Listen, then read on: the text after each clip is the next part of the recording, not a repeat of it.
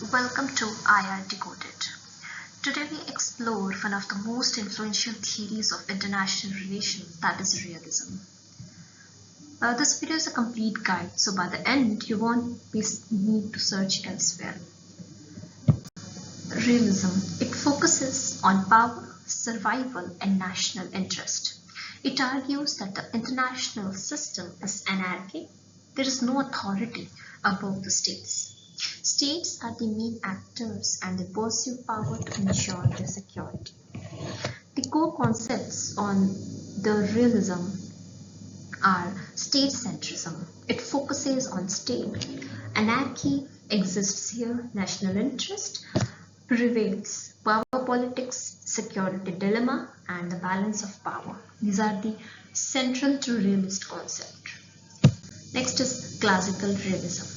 Classical realism attributes conflict to human nature. Thucydides, he wrote Peloponnesian War, in which he tells about power struggles are eternal. Machiavelli, another realist thinker, wrote a book, The Prince, in which he explores how rulers must be pragmatic, even ruthless. Next thinker is Hobbes. In his book Leviathan, he told about how human nature is selfish and life is nasty, brutish and short. Then Kenneth, he also wrote a book called Politics of a Nation, and politics is governed by objective laws rooted in human nature. Here he explores in this book the very concept. Next is Neorealism, the structure or also known as structural realism. Kenneth revolutionized realism with his book Theory of International Relations. He argued that it is not human nature but the structure of the international system, anarchy and the distribution of power that forces state to act in certain ways. It is structure of the international system, which is anarchy and the distribution of power. This is the view of Kenneth Waltz, that how state behaves. So according to him, these three are the main factors how states behave according to which. And this gave birth to structural realism. It is also known as Neorealism. Our next will be defensive realism. It talks about and believes how states seek only enough power to remain secure. They avoid expansion that might provoke others. It is related, or they subscribe to the idea of defending oneself. It believes in balancing behavior. According to them, helps maintain stability in the system.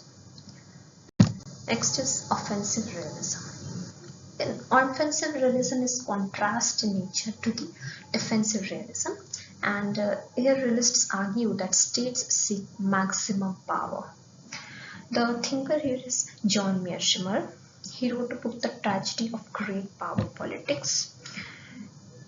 In this book, it's written that states strive for regional hegemony because only dominance ensures survival. And in turn, this leads to competition, conflict and war. So this was all about offensive realism. Now our next is security dilemma.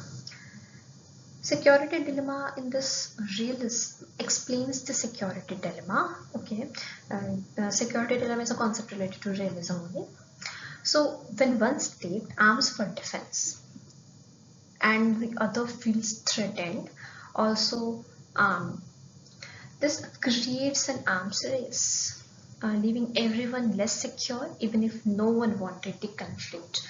We can take the example, there are various examples, and every country when they secure the arms, then the other one feels threatened, and they also, their arms race happens. There is a race for arms. Next is balance of power. The balance of power is central to realism.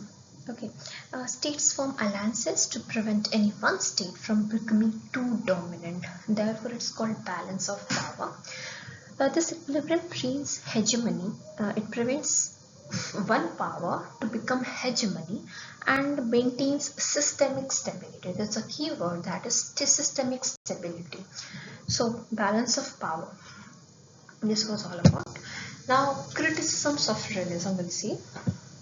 Criticisms argue that critics argue that realism is too pessimistic. Okay, it's so too pessimistic about the human nature. It talks so negative about the human nature. So and it also says that it ignores institutions which cooperates, keeping aside the realist perspective, like keeping aside the selfish nature of human. The institutions cooperate. So this is the critique, say that they ignore, realists ignore institutions, norms, economics, and globalization, and it underplays cooperation. Right now I told you that it undervalues cooperation, which is inherent in the human nature. This is what the critics say. So they also ignore cooperation realists. It struggles to explain sudden changes like the peaceful end of the Cold War. Because Cold War was peaceful, and according to realists, one need to be selfish, brutish. According to Hobbes, he was a realist. So that nothing happened the Cold War, and they failed to explain the Cold War. Therefore, realists are criticized, and when one theory is criticized, the other theory evolves, and the birth of other theories like liberalism, because they ignored the role of institutions and norms, and therefore the role of liberalism came on the ground. Okay, so to summarize whole concept, realism sees international politics as a world of anarchy where states pursue power to survive. Its major variants are classical realism, neorealism, defensive realism, and offensive realism. We have discussed already. And the key thinkers are Thucydides, Machiavelli, Hobbes, Morgenthau, Waltz, and Mearsheimer. In our next video, we will study liberalism and international relations, which are criticized.